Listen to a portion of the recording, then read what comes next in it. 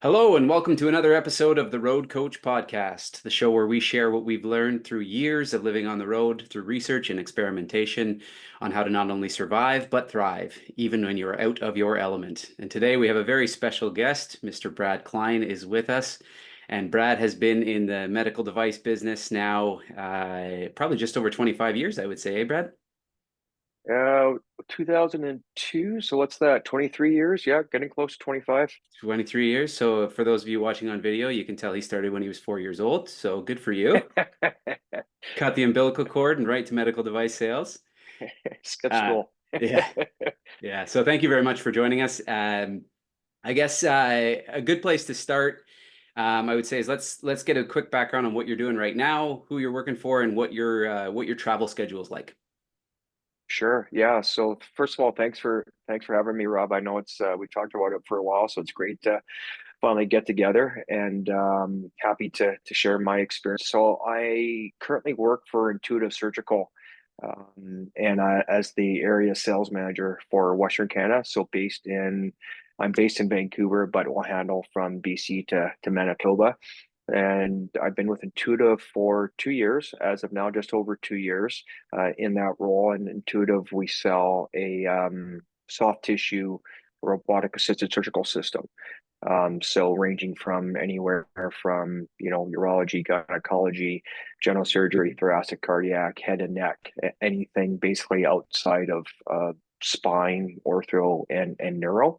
And it's been fantastic for the 2 years that I'm currently in. Prior to that, I was in the medical space with a flexible endoscopy company, um, and just did British Columbia. So doing a larger geographical area now with Intuitive. Very nice. So you went from covering a province in Canada, and for those outside of Canada, that's a bigger territory than most as it is. And now Yeah, you're covering basically half the country, right? Covering down yeah, to downtown Toronto. So yeah. obviously expanded your geography. I would assume that includes more nights away. Do you know how many nights away you were last year, like approximately? Well, I'm gonna guess half. I kind of feel that I'm probably on the road half the time and based in Vancouver half the time, if not a little bit more on the road. It's it's a little deceiving because geographically it's a much area space, obviously. But with Intuitive, there's fewer hospitals. It's typically the centers of excellence is the major hospitals that are using the robot. Our adoption curve is very different than what it is compared to the US. We're at the infancy of that adoption. So although there's more provinces involved, you're just at a handful of those hospitals in those provinces. So the I guess quantity of customers is actually a lot less. Whereas endoscopy, every hospital essentially was doing endoscopy. The geography is larger though. Yeah. So 50% of your nights away, you're probably, you take into account weekends and holidays, you probably did, 100 or so nights away last year. I do about the same, 100 to 125. And the reason this all started and I started doing this podcast and the episodes were it took me a lot of years to kind of dial in how to stay sane, right, on the road and not just survive, of course, but thrive, kind of like in the tagline when I start each episode. And it was a lot of things. It was trying to figure out nutrition when you're always eating out. It was trying to figure out your physical fitness, your sort of your spirituality and your mental clarity, all that kind of stuff. Because when you're out of your home zone where you're used to having all the same foods and having access to your gym and having the same routine, all that kind of goes out the window, especially if you're on, a multi-day trip. So maybe let's go there and just see where the conversation takes us. But what are kind of your key points of advice, I guess, for people who are looking to get into a career that travels, or they're traveling a lot now and they feel out of balance? What do you focus on when you're on the road? Yeah, so it can be a tricky one. For I think I'm unique in the sense that I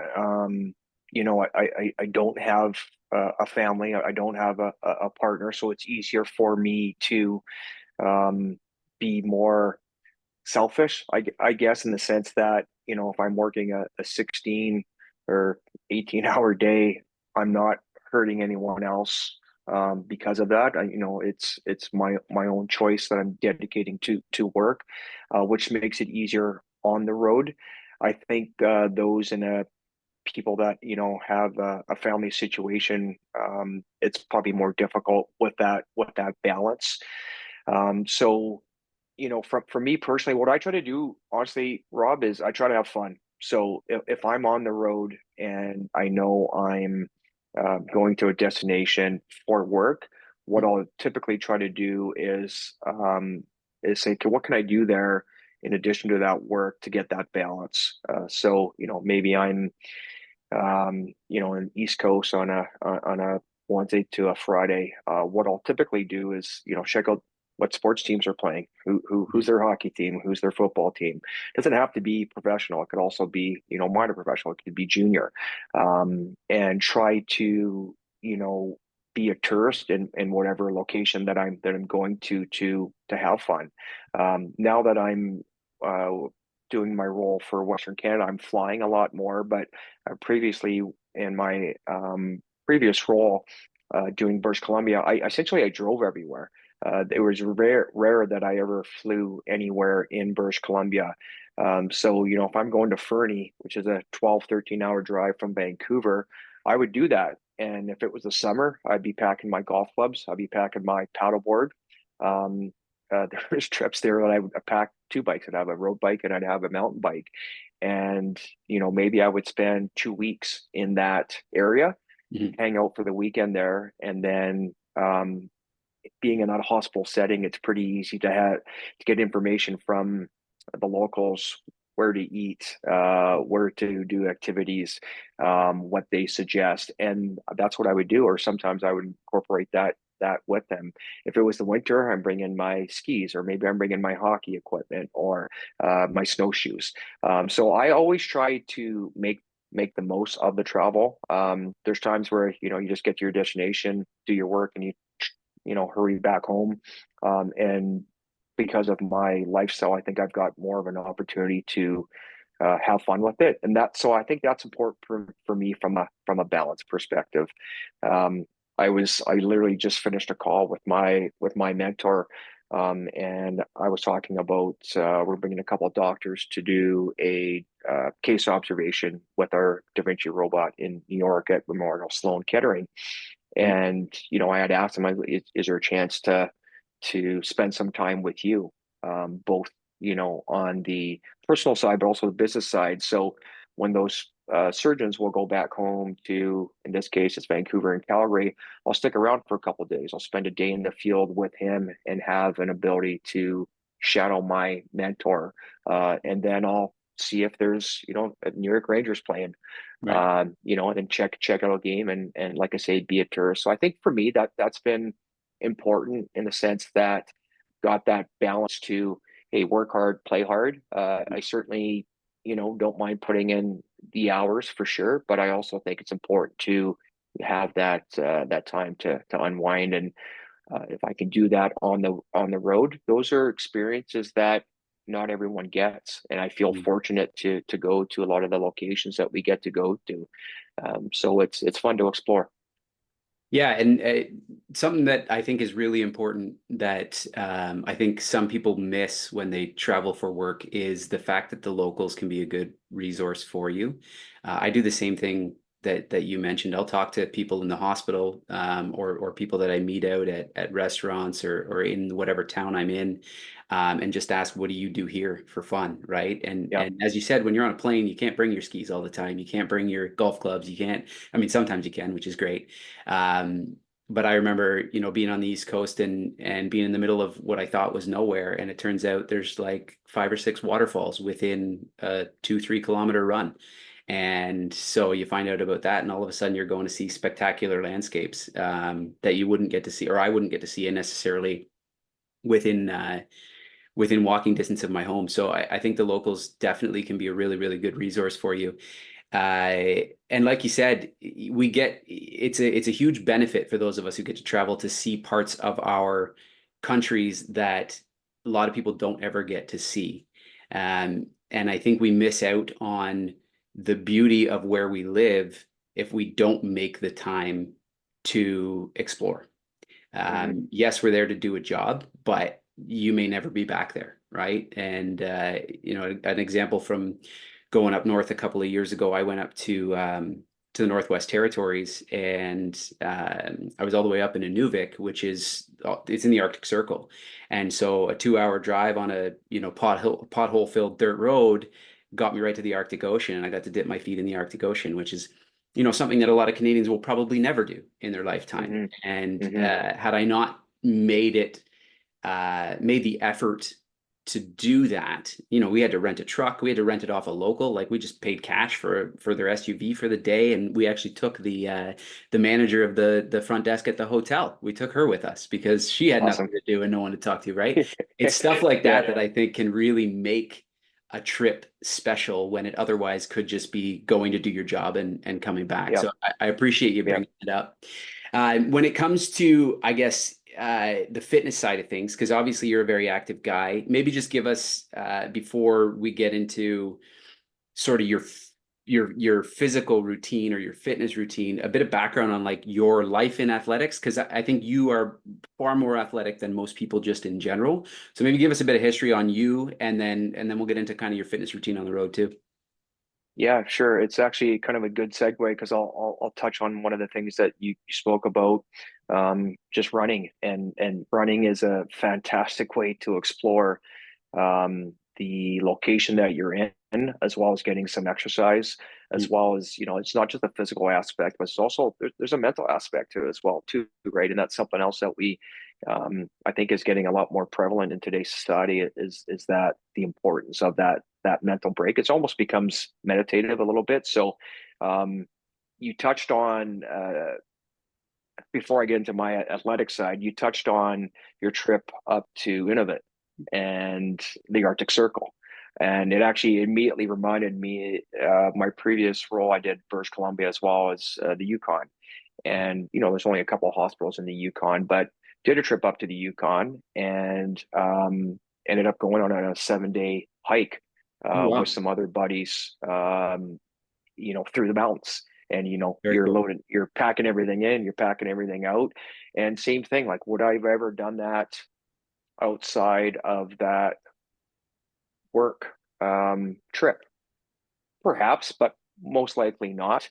And obviously, I knew we had been planning this, and I combined that with from a work perspective. And you work hard during the week, and then for the weekend, and then took a week off of holidays afterwards. You can combine that, and that was that's a trip that I'll never forget. Went with 6 or 7 other people, and again, just experienced something that not a lot of people get to do. So, I completely can relate to how you're doing that and making the most of that situation. And there's times where, hey man, we all work long hours, and then you add travel to that, and then the demands that you get from the customer when you're with them, and you don't see them as often. So everyone's pulling you in different directions because they're like, hey, Rob's here or Brad's here. We've got to maximize our return on them being here, which can be exhausting. So there's times you're like, man, I want to go back to the hotel. And I literally, there's times where I've said to myself, my goal is to not speak this evening, like to not actually verbalize a word, Yeah. and try to just to decompress. Yep. But then you realize, okay, well, here's an opportunity. So I'm not just here for that work perspective, because that all is going to fade. A year from now, 2 years from now, you don't know all those emails that you wrote, or all those tasks that you did for your customer. But what you do remember is, your trip to the Arctic Circle, and dipping your toes in the water, or, Mm. going for the hike in the Yukon. So from my perspective, as far as the athletics go, definitely an athletic person, as you mentioned. I played junior hockey, moved away from home in grade 12, so graduated high school in a different town in Powell River that was 5 hours from home, and played junior there for a few years, and then was lucky enough to get a scholarship to Northeastern University in Boston. So did my college career there, which was, kind of almost a good precursor for that work-life balance on the road, because you're juggling your academics and you're juggling your athletics. And I think there's times where people have the allure of a scholarship athlete, not having to pay, go to school, and you've got all these privileges. But what people don't see is what goes in behind the scenes outside of the games. And I can still remember, I think it was my junior year, we were driving from Boston to Maine to play University of Maine. It's about a 6 hour drive on the bus. And we were just talking with a couple of my teammates about how much time we put into hockey outside of academics. Mhm. And we came up with 33 hours. So it's Wow. typically almost a full-time job. And that consists of, okay, your games, obviously, your practices, obviously, but then it's the weightlifting and it's the training. And then, the team meetings. And we would have mandatory breakfasts while in college at 7 a.m. just to make sure everyone's out of bed, and that would be a team meeting. Mhm. So you add all those up, and then you add your travel, and that was about 33 hours. And I'm like, that's almost a full-time job. So you're Mhm. juggling that while you're trying to get your degree. And that kind of translates a little bit into what we're doing here now on the road. So I think that prepared me for it. But as far as the athletics, I'm just one of those type of people that any activity there is out there, I'm game to try. So to your point, you're in the hospital and you're asking the nurses, what do you guys do for fun? Whatever that is, I'm probably going to give that a shot, to get some activity. And I think also from a health perspective, as we age, it's easier to put on weight and it's harder to keep that weight off. So you have to be cognizant and getting that activity in while you're on the road, because it's so easy not to do that and come back to your hotel room at 10 p.m. and maybe you haven't even had dinner yet, maybe you haven't had lunch yet, Mhm. and you're like, man, I'm just exhausted, I'm gonna go to bed. And there's times that's fine, but there's other times where you kind of just gotta suck it up and get that activity in.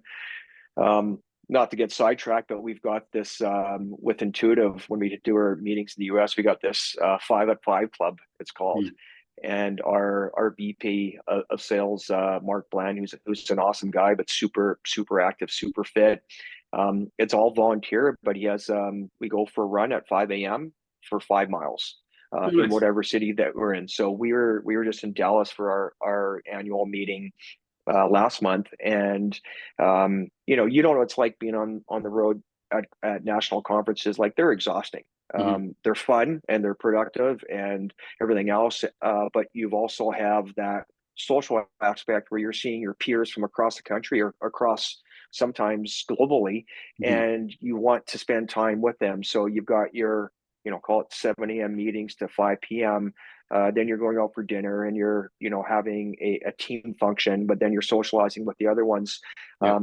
So you're only getting a few hours of sleep, which is difficult in itself. And Mhm. then we add in the 5 at 5 club, where you're like, okay, well, now I'm getting up at 4:30 and I'm going for a run. But when you're on that run, it's invigorating, and you're exploring that city and you're making those connections with your peers that you may not have the opportunity to do, because Intuitive is a much larger company than from where I came from. So that's just another example of taking advantage of that combination of that too. So I'm a pretty big believer in that activity. I touched on paddleboarding. That is one that I love. I've got an inflatable paddleboard, so you can literally roll it up, put it into a backpack, and that's a great kind of decompression after work on the road as well. Yeah, It almost becomes a little bit meditative, and it's a great way to explore, because a lot of people aren't exploring on the water. So, that's true. um, yeah. Yeah, good for you. Yeah, it reminds me I had a trip not that long ago out to Vancouver, and there were probably, oh, I don't know, 6 or 8 of us working in the same facility at the time.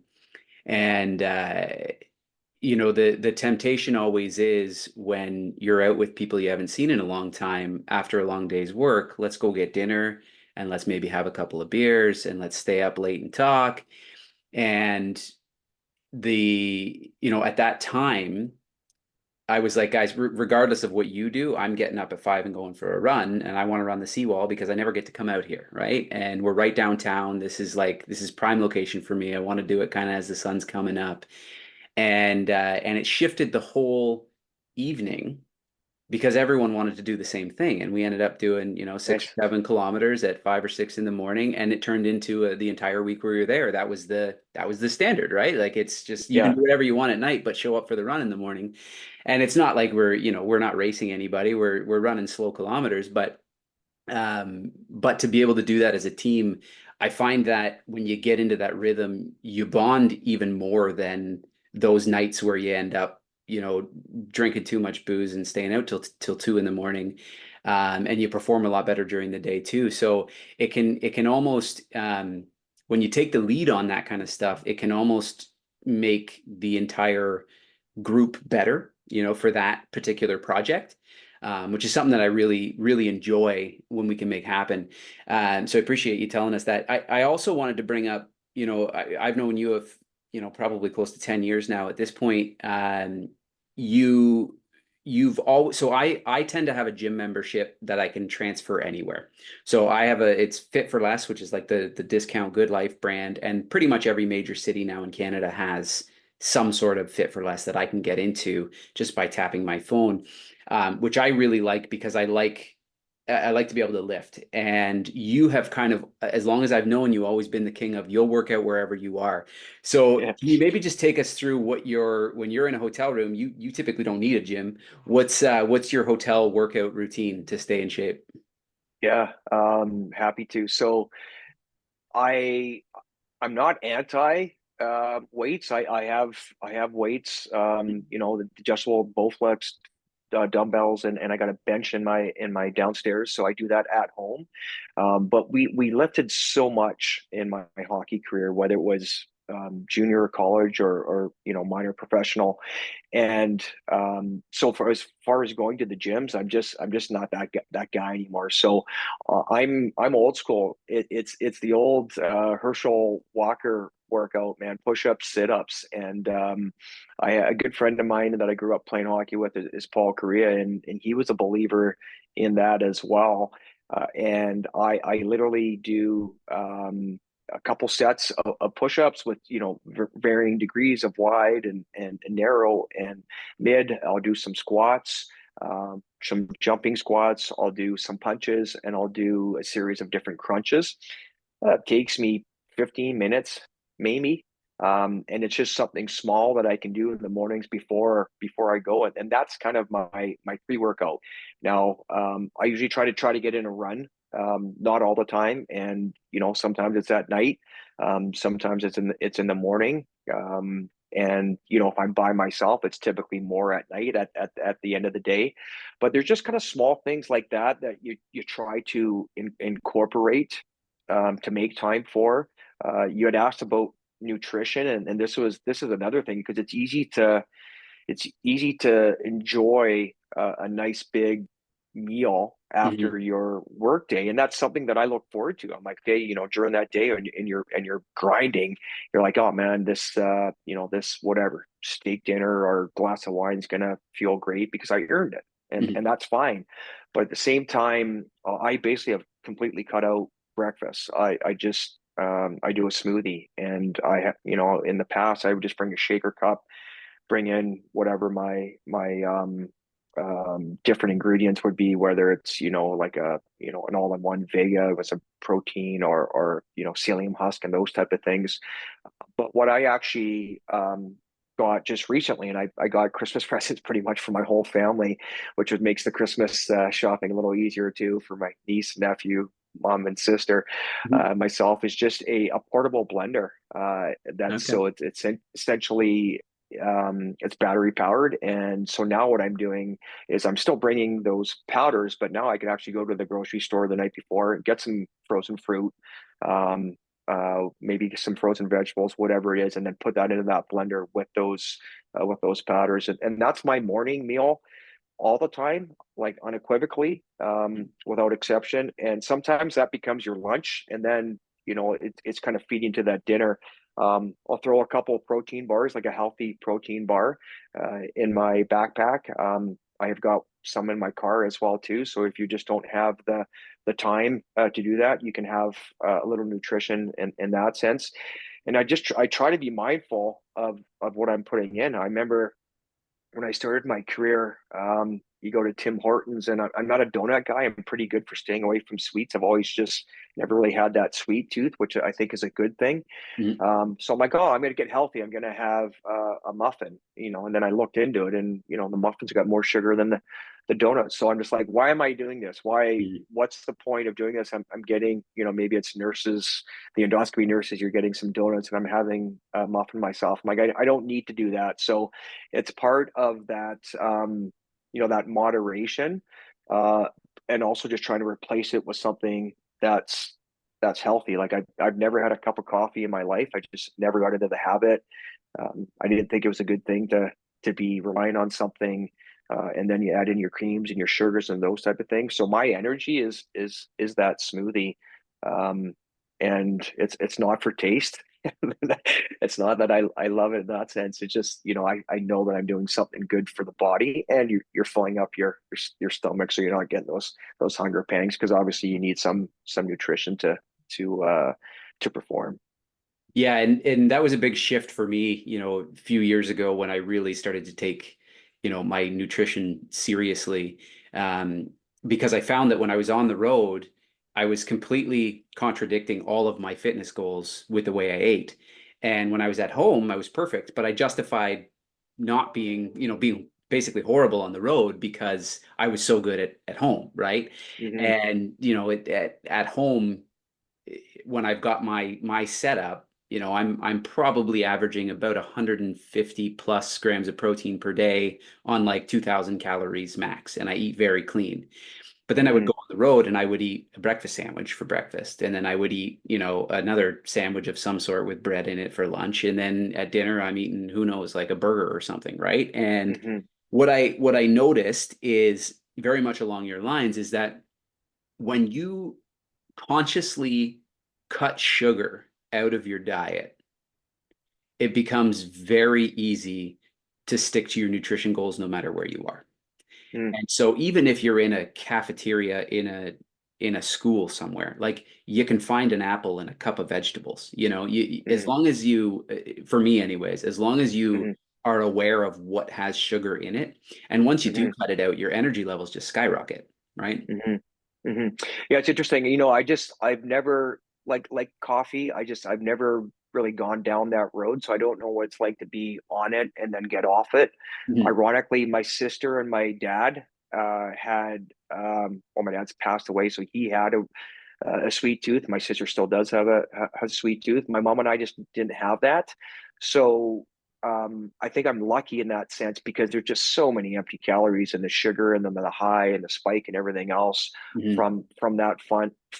But you pick up things along the way too. Like my mom's gonna laugh, but I've picked up. She wasn't also a big coffee drinker, and she'd have tea, but she didn't want the caffeine, so she just started drinking hot water with lemon. So Yeah. when I'm on the road, and oftentimes I'm by myself, I'm not, hey man, I like to fire up with the best of them, and I'll be with the boys till to the end of the night, drinking, because I enjoy that social aspect. But if I'm by myself, I don't want to drink. Mhm. I don't see the benefit of it, because it's not healthy to constantly consume alcohol. So I try to pick my spots with that. So if I'm at a restaurant and I'm by myself, I'm drinking hot water and lemon, and usually I'll preface the server before saying, you're gonna laugh, but this is what my mom does, so this is what I'm doing. And it's interesting, because even that, if you think back to, you go to Asia and you have a small cup of tea, it's Mhm. hot, the liquid, and it's not a big quantity. Mhm. And the reason they do that is because you're stimulating your digestive enzymes. You're getting ready to eat their meal. So you look at North American, and we're the contrast. You have this big glass of ice Sugar. cold pop Yeah. or beer, and you're basically put your digestive enzymes into shock, and Mhm. then you're trying to digest your meal. So that's another benefit too, that, and I read that, a long, long time ago, and it just kind of makes sense. So it's a hot water and lemon typically if I'm on the road. And I do enjoy my meal for sure, again, because you earn it. But if I'm not with my teammates and colleagues or friends, I don't see the need to incorporate the alcohol when I'm on the road. Yeah. And that's something, I mean, I've touched on this in other episodes as well, but it's amazing even just one drink, how much it disrupts your sleep. And if you really focus on how you feel normally, and then you have, let's say after work today, you have one beer and then you go to bed and you consciously think about how you feel when you wake up in the morning, you're exhausted. Like it disrupts your sleep, even if you don't know in the middle of the night. One drink will disrupt your sleep for, up to 5, 6 hours after you've had it. And so I've gotten to the same point where it's not worth it for me unless I'm prepared for what's going to come the next day, if that makes sense. Hmm. Like you pick your battle Absolutely. because it's just, Yep. and Yep. I've been in that place where it's like, you have a beer or two every single day after work because you worked 10, 12, 16 hours and you don't realize until you get to the point where you're so burnt out that you're like, maybe something I'm doing on a daily basis is affecting my Contributing. overall energy level, right? Yeah. Yeah. And Yeah. You're and it's tough for contributing to it. people who travel, especially when they have, lounge access or they have, status with an airline and drinks may be free. If you're used to doing it, a simple change of just saying, "No, I'm not going to drink while I travel," can make a massive difference in your performance and your general like sense of well-being while you're on the road. It's a Yeah. huge change. Yeah. Yeah. Yeah. Um, I hear you yeah. for sure. I So concur, man. yeah, Go sorry. ahead. Sorry. No, No, no, you go I ahead. was going to switch gears. So you go ahead. Say what you're going to say. No, I'm just going to say that, there's days where you wake up in the morning and you haven't drank. You just, you don't have that hangover. Yeah.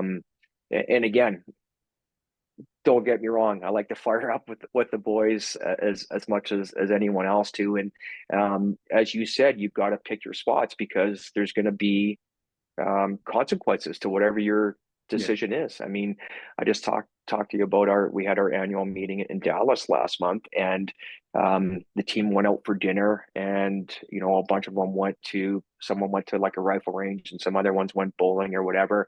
Mhm. And I had to present the next day with a couple colleagues, but I volunteered to put the whole presentation together, which is not easy when you're incorporating three different mindsets, right? So you're trying Yep. to make everything consistent. So I'm like, well, what's my choice here? Do I go out for dinner, and then you're going to be drinking, and then I come back, and then am I going to do this in the morning before the presentation, or am I going to do it now, and I know it's going to be prepared? And I chose the latter, and Yeah. so I missed out on the dinner, and I missed out on the activities, and that part sucks. But I had a solid presentation, and that was the right thing to do because my boss had chosen the three of us to present that to the team, and that was my responsibility. So, and that's the same way you're making the selection, whether you're selecting which food you're going to eat, or coffee or a smoothie, or alcohol, or whatever, or going to bed early, or working out. All those have there's consequences to it. Yeah. Yeah. So it's trying to be, I think, just trying to be mindful of that, um of that balance. Yeah, very nice. So we're running close to the end of our time here. We've talked about nutrition, we've talked about your fitness routine. You've obviously got everything dialed in. Is there anything that you would say is maybe less common for people to think about? Any tips or tricks for traveling that you've discovered over the years?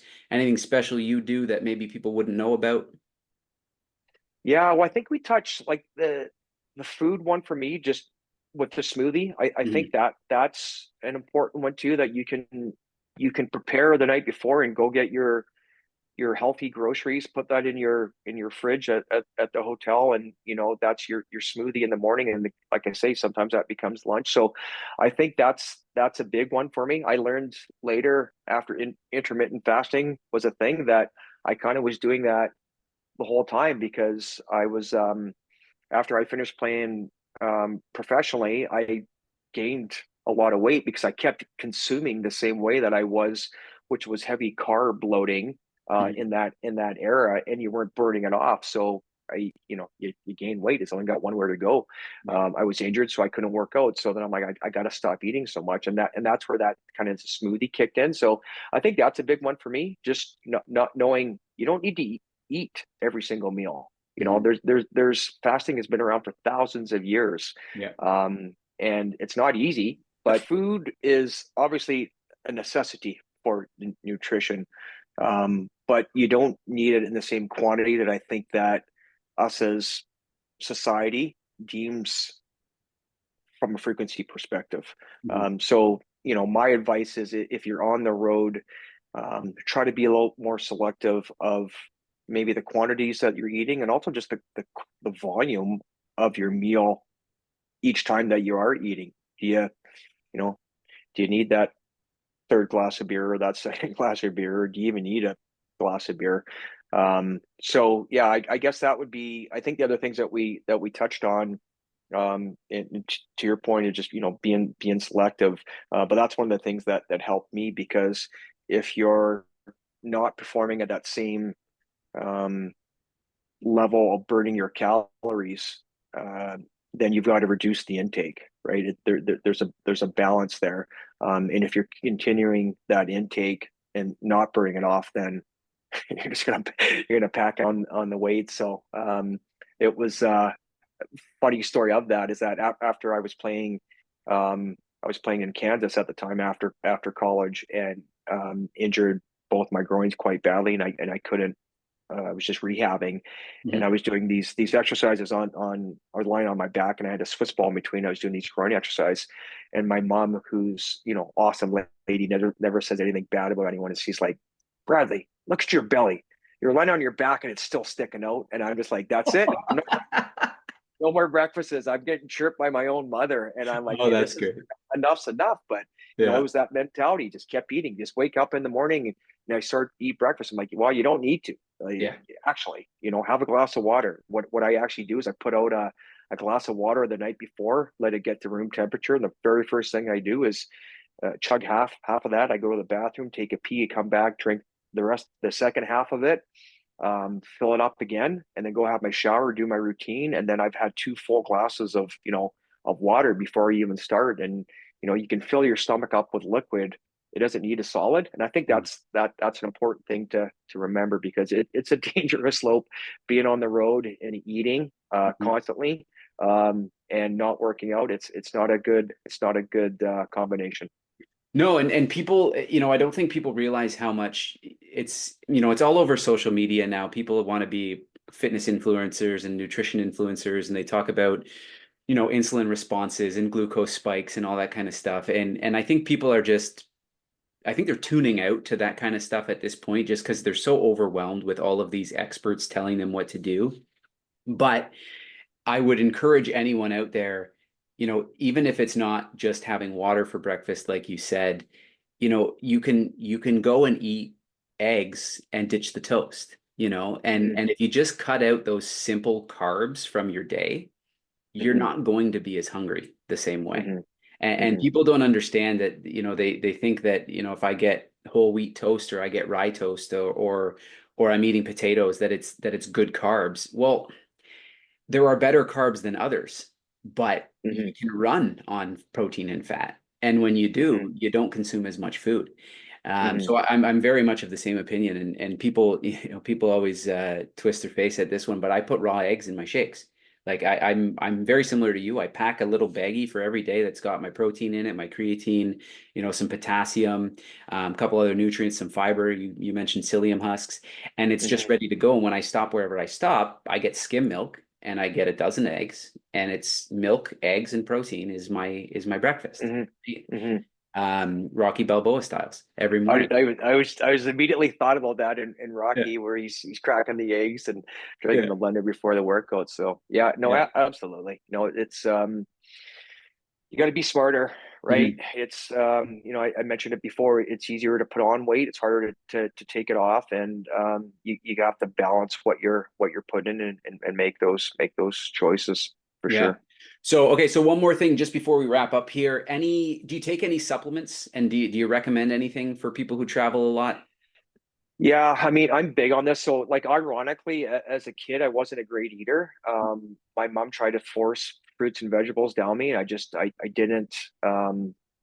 I don't know if I didn't tolerate it or didn't like it, whatever it was. But as I got older, and I think I started this in junior or college, junior actually, I got it was a juice tiger, which is, that the food, um, what do you call it? Like a Food juicer, blender, processor? juicer. Yeah, I guess just a juicer. Yeah. Yeah. And so I just started drinking the ingredients. The problem with that, it would take all the pulp of all the fruit and vegetables off, and you're just discarding that. So then I'm like, hey, well, why am I doing that? So then I started doing the smoothies because I wasn't physically eating them. I said I got to get them in me, and that's where I started with the blending. So it was a combination of when I'm at home, basically I do a frozen bag of fruits and vegetables. Mhm. And my smoothie list is far too big to talk about the podcast, as you probably know. Don't Yeah. have enough time. And then I'll do this. The second one will be the powders that you just mentioned, and I kind of have that frozen bag or your fruits and veggies, throw that in the blender, then all my powders, and that those supplements could be, like I say, Vega One or greens, or your mushroom blend is another one that I have in there. The psyllium husk, those other type of things, and then throw both of those in there with your liquid and your other things, and it just makes the process easier. So I'm a supplement is a supplement. You're just supplementing. You still need to get that nutrition, but Mhm. what I find, it's a efficient and quick way conveniently to get that, particularly when you're on the road. So I pack up those. If I'm on the road for 7 days, I'll have 7 bags with me. Mhm. That's the powders, those supplements. Bring those with me. I've got that portable blender that I mentioned to you. Grab some ingredients from the grocery store, and that's the routine in the morning after I have the water that I just mentioned. Yeah. And it's not to belabor the point, but when you're on the road, there's so much uncertainty thrown at you all the time, right? You get Hmm. delays in flights, you go to the wrong hotel, your room's not ready, you end up at a specific restaurant because that's the only place there is on the way, or you have to eat at the airport. And all of these things, I mean, decision fatigue is real. And we Hmm. hit it every single day at some point. We just give up on making decisions and we take the easiest path. And it's a trait of being human and it's not a bad thing. But when we know it exists, we can combat it, right? And Yeah. so what you're saying with your smoothie is just it's one less decision you have to make. It doesn't matter Hmm. where you are, it doesn't matter what time it is. You know your first meal of the day is going to be a complete meal with the nutrition you want to fuel your body, and then you save your decisions for stuff that's harder to work around, right? Yeah. Yeah. No, it's great way to explain it. Yeah. Well, this has been great, Brad. Thank you very much for your time. I really appreciate it. And anything else you want to shout out to the audience in terms of recommendations for travel or anything like that before we go? Yeah, no, I think we covered it pretty well, and you're welcome. I'm totally happy to be on, and let me know if I can do anything for you in the future. Best of luck with this. Thank you very much. Appreciate it. You're welcome, buddy. Take care. Bye.